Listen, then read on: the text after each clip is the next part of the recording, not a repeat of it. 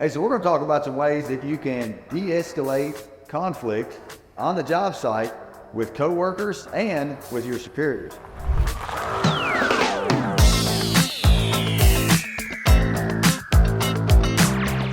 You know, Keegan, I remember, some years ago, I was on a several-month job with a buddy, and we'd been welding together for a few years, and it was going really good. We finally landed this job. It was great.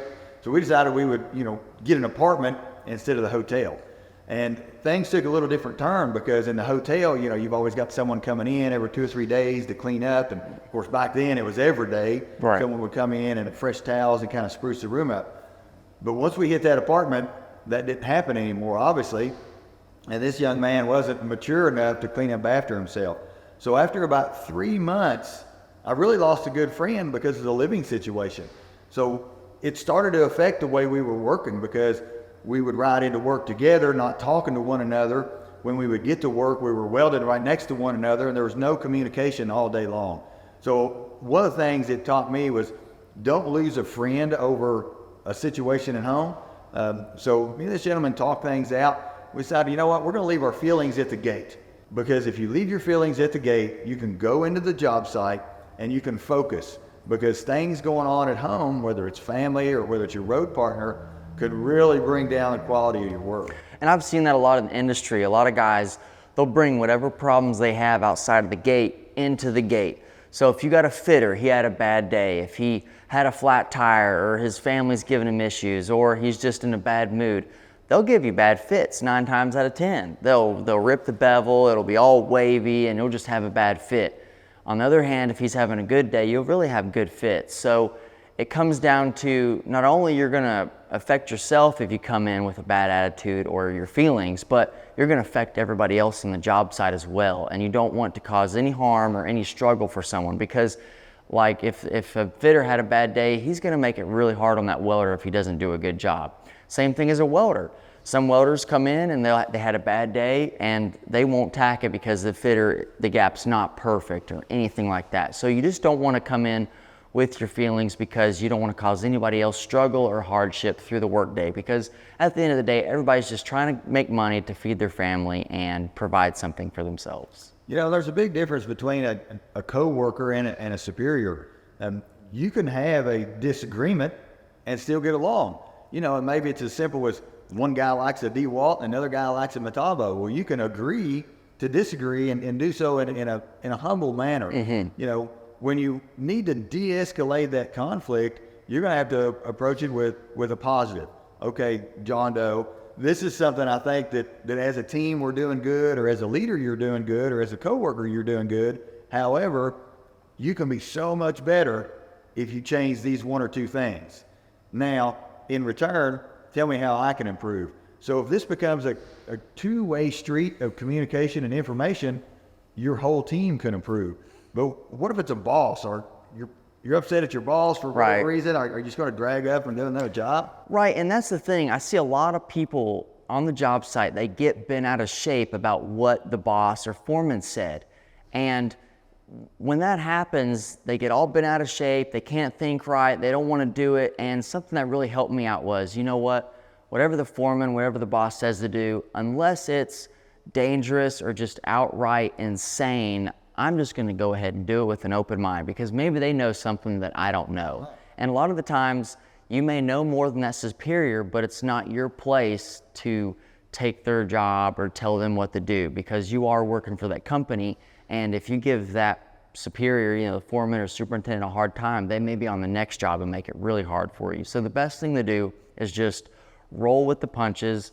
Just see what they're saying, see if it makes sense for you. And if they really don't agree with it, just, have a positive mind and maybe have a little talk with them, or just work it out with your coworkers and see what happens. Yeah. So it's not going to be a slugfest. You got something wrong, you can't let it escalate up. You can't, throw this guy's hammer or kick this guy's lunchbox over, because companies in today's fast-paced and high-dollar industry, they're not going to tolerate you or that guy. And before you know it, you'll just be blackballed and you won't be able to go into those facilities owned by that company anymore. Right, and a lot of the companies nowadays are using TWIC cards to get on jobs. So if you get in a fight in the plant, or if you cause some kind of injury or anything to somebody, you're gonna be blacklisted on the TWIC card too. So that's from any job site. And whenever they pull your name up, it's gonna have a, an alert on it saying that you got in a fight or that something dangerous happened. And you don't want that, because that will keep you from working. And if you have a lot of bills and you're stuck in a rut, you're not going to be able to get out of that rut, the same way that you would if you hadn't gotten a fight or started some kind of issue. Right. A great leader is always going to be open to compromise. If I could think back to a time when I had a problem with one of my supervisors, because honestly, I felt like there was a better way to do that particular part of the project.